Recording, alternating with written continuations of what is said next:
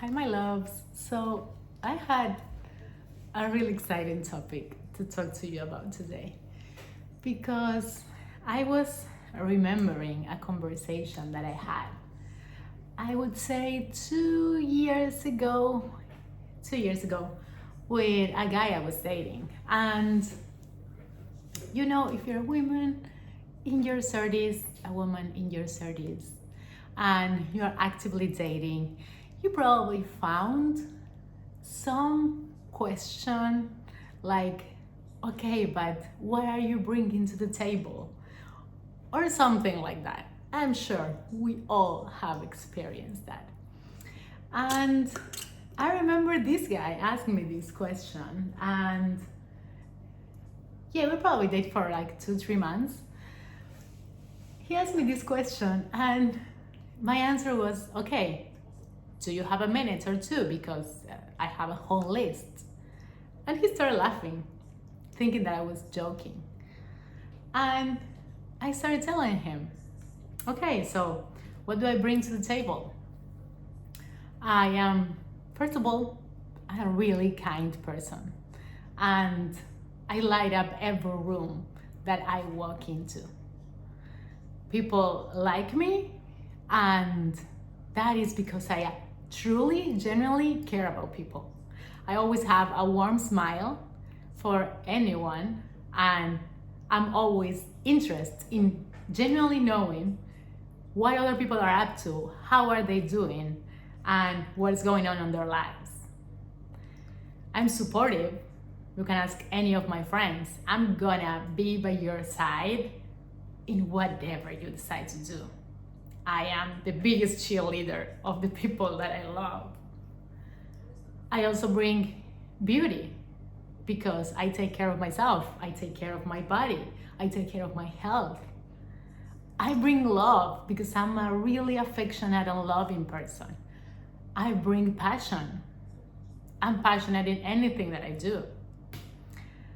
And I also bring a lot of brain because I am a smart people, and I have been told more than once by guys that I was maybe too smart. I'm emotionally intelligent. And I was about to keep going. I was like, I speak more than one language. I have overcome a lot of things in my life.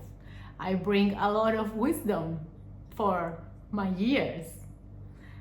I am really fun to be around.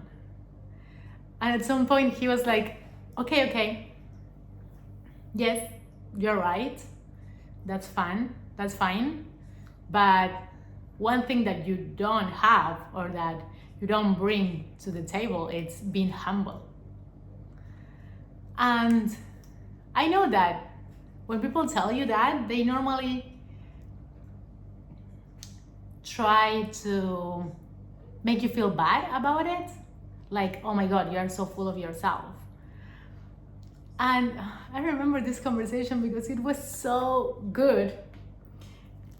Because I told him, you know what? I am not humble. I am not a humble person. I won't ever be a humble woman again. You know what? Because for a lot of years, for most of my teenage years, and for a lot of my 20s, I was this quiet person that just did what she needed to do, what she was supposed to do, what everyone else was expecting from her. And I was really careful of not standing up too much, of not showing up too much. When I move abroad, I would be careful not to maybe like post too many pictures of the places that I was going to, because I was like, oh yeah, I should be humble. I shouldn't be like showing off my life. And you know what? If there's something that I exercise a lot in my 30s, it's not being humble. It's being loud about who I am, about what I bring to the table, about the things that I achieved in my life. And here's why. It's not about ego. It's not about boosting my ego, because I don't need it, honestly. I already know that. It's not about that. It's about recognizing that no one else knows what I had to go through in order to love myself this much, in order to show off, in order to be so full of myself. And I am so proud of that. I am so proud that I came to a point when I can recognize all the things that I bring to the table unapologetically. Because when you start living like that, when you start being so full of yourself that you will piss a lot of people off, the good thing is that you're gonna piss the right people off.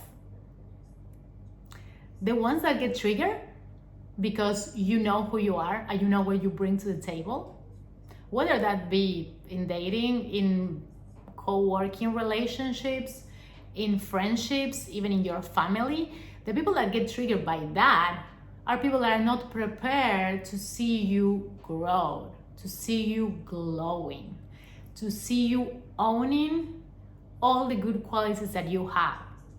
Those are the people that benefits from you staying small, from you staying the good girl, from you staying agreeable, from you being just humble, and just not recognizing all the things that you did for yourself and for others throughout your whole life. So you know what? I am not humble. I haven't been humble in years. And I am proud of that. Because being humble made me try to fit myself in relationships, in places, in situations that were not meant for me. Being humble made me feel so small because I was trying to please others. It kept me small and farther away from my potential, from the woman that I knew I could become, but I didn't want to take that much space. I didn't think it was okay. I didn't think it was allowed. And you know what? If you're listening to this now and you are nodding along, you are allowed to take all the space that you want, all the space that your heart desires.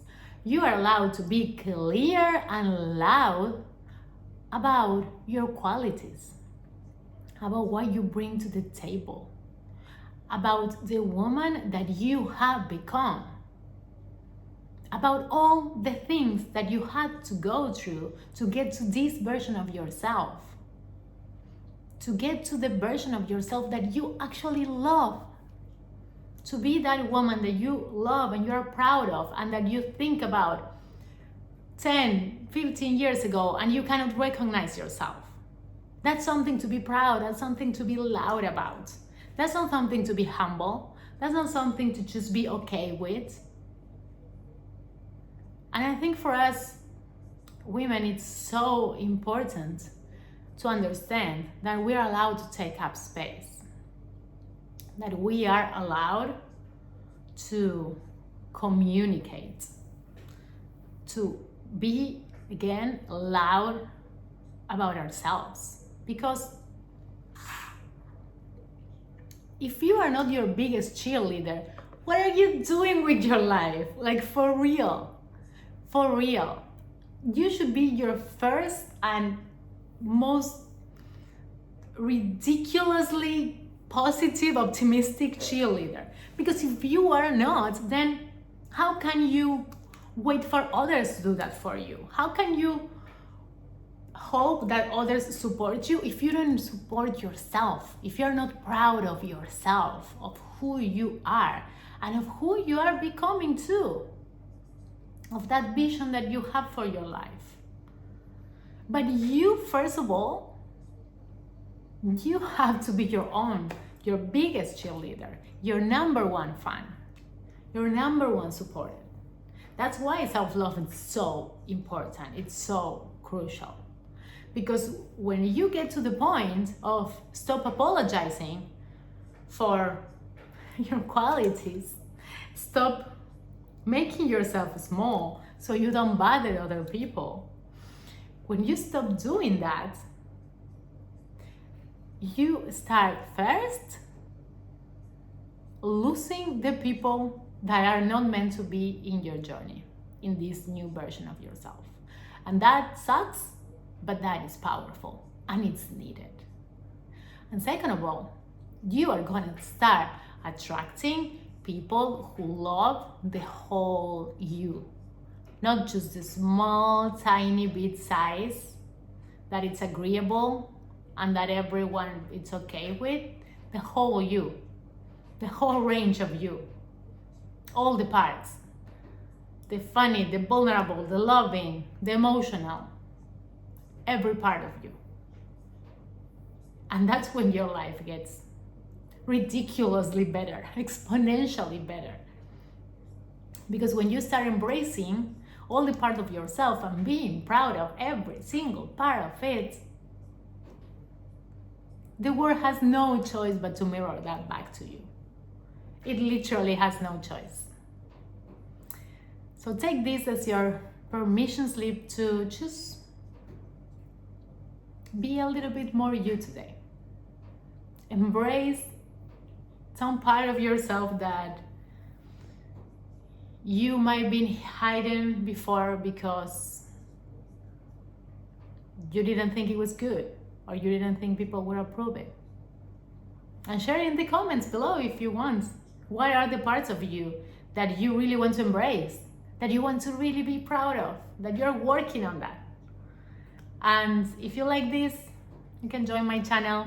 I'm Candela. I'm a self-love and mindset coach, and I'm here to help other women fall in love with themselves and with their lives so they can get anything that their hearts desire. See you around.